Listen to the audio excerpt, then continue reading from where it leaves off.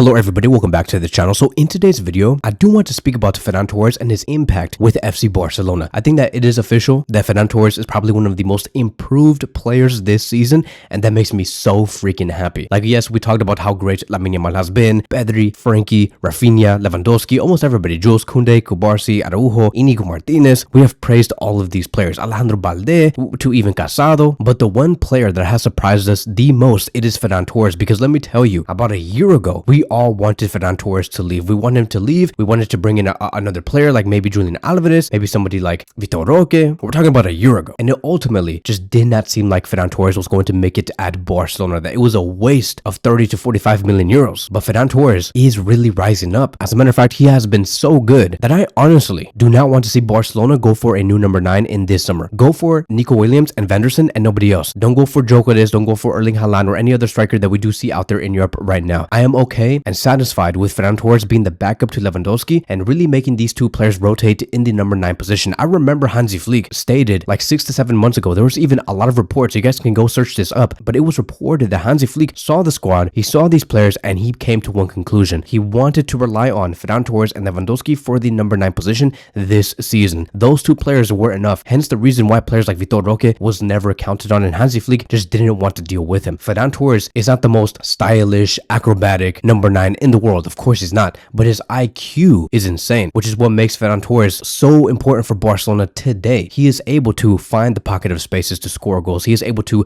make those runs that move the center backs to allow space for his teammates. Ferran Torres is just that guy, and he continues to improve and prove to himself that he can be a big game player. Look at what happened in the match against Atletico Madrid. Barcelona faced Atletico Madrid in the semifinal for the Copa del Rey. We needed a goal. It was 4-4, and yet again, Hansi Flick made a bold decision to start Ferran Torres as the number 9 instead of Lewandowski, and Ferran Torres delivered. Lamine Yamal received the ball on the right flank. He made a through pass that went through like 4 to 5 different players. Ferran Torres received the ball and scored the goal easily. Clinical, composed, decisive. That is what Ferran Torres is today. It was a perfectly timed run behind Atletico Madrid's center backs Jose Jimenez and Robin Lenormand. And Ferran Torres is the reason why Barcelona have been sent to the Copa del Rey final, and now we're facing Real Madrid. After the match, Torres praised Lamine Yamal and he stated, "Oh my God, Lamine Yamal, he makes some passes that you just need to tap the ball in." And it's crazy that Ferran Torres, he praises Lamine Yamal for his passes, but we have to be more focused on Torres for today because his contribution cannot be overlooked. His finishing was crucial. Without him, Barcelona would not be in the position that we are in today. So very humble of Ferran Torres to say he is at a very elite goal scoring form. He is the most efficient scorer in Europe's top 5 leagues among players with 10 plus goals. 16 goals in 1,292 minutes. That is 1 goal every 81 minutes according to Opta. He is the Copa del Rey top goal scorer, tied with Julián Álvarez and Endrick. He has 5 goals in 4 matches and scored a hat-trick versus Valencia in the quarterfinals. I believe that Hansi Flick has justified why he should use Ferran Torres over Lewandowski. Hansi has acknowledged Torres' form and his role in the Copa del Rey. Flick also hinted that Lewandowski would likely return as the starting number 9 in La Liga. It's kind of like what Hansi is doing right now, right? This is just the plan. Ferran Torres for the Copa del Rey and Lewandowski for La Liga. It helps Lewandowski win the Pichichi, it helps Ferran Torres get his confidence back, and ultimately everybody's happy. He does emphasize a lot on squad rotation, and especially with the Champions League quarterfinals versus Borussia Dortmund coming up, Lewandowski is going to be the ideal one, as he has faced Dortmund before multiple times with Bayern. You can already see that Hansi Flick is planning 2 steps ahead. And so going back to Torres, right, ever since he signed with Manchester City for 55 million euros back in 2022, he never really truly became the creative force or defining striker that we wanted. He did have one really good phase under Xavi Hernandez back in the 2021-2022 season when Barcelona were like dominating every team for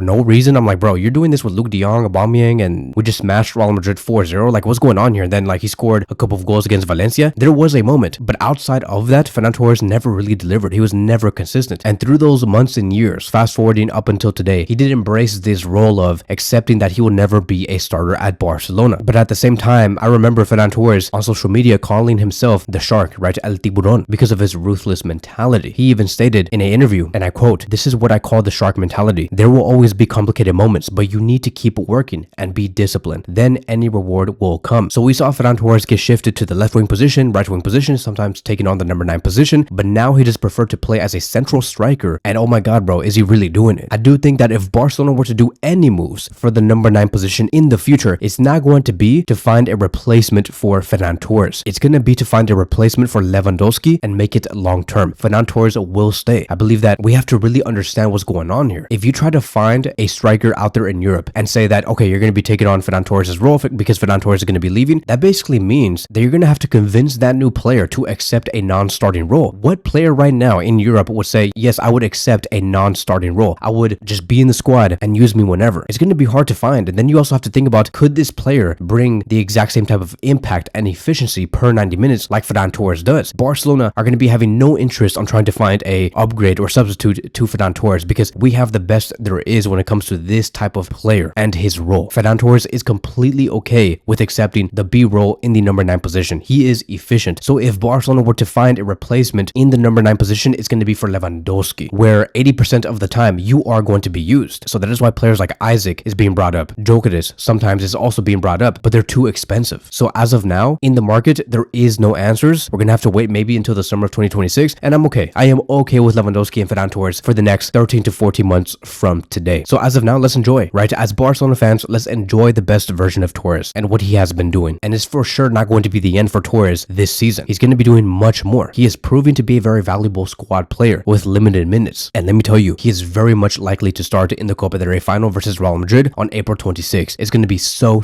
exciting. And so that is it. That is going to be wrapping up today's video. Thank you guys so much for watching, and I'll see you guys in the next one.